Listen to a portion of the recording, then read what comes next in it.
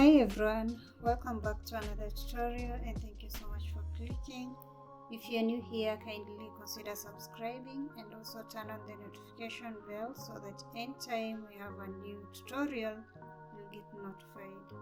So in our today's video, we're going to learn how to crochet the lemon peel stitch. And some people know it as the seed stitch. It's one and the same thing. And it has a very nice texture. Both sides feel the same, so it's a reversible stitch. And I hope you're going to enjoy this tutorial to the end. Please consider giving this video a like, also share and leave a sweet comment in the comment section. Let's get started. So today I'm going to use hook size 4.0 millimeter and a medium weight yarn. So to begin, we're going to make a slip knot and make a foundation chain of any odd number. So I'm going to chain 25, 1, 2, 3, 4. So once you have your foundation chain ready, skip the first chain from the hook and in the second insert your hook, make a single crochet. Go into the next chain and make a double crochet.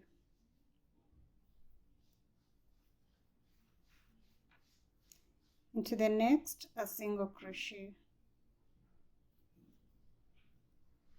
Next is a double crochet. So we are going to alternate between single crochet and double crochet in each and every chain across. So I'll meet you at the end to show you the next step. So we have one chain remaining and we're going to make our last double crochet in that chain. Then chain 1, turn your work. In the first stitch you make a single crochet, and in the next stitch, which was a single crochet, you're going to make a double crochet on top of that stitch. Then the next one was a double crochet in the previous row. Now we make a single crochet on top of that stitch. So that is what you're going to do. And as I said, this stitch is very simple to work with, just single crochets and double crochets in each and every stitch across. So you start with a single crochet and you end your row with a double crochet. So single crochet, double crochet all the way to the end. In the last stitch we are making a double crochet.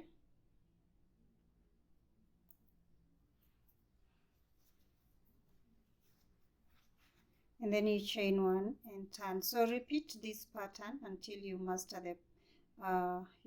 this pattern, and always remember that you are starting with a single crochet and you end with a double crochet. So keep on working and I'll meet you after making several rows to show you how it looks.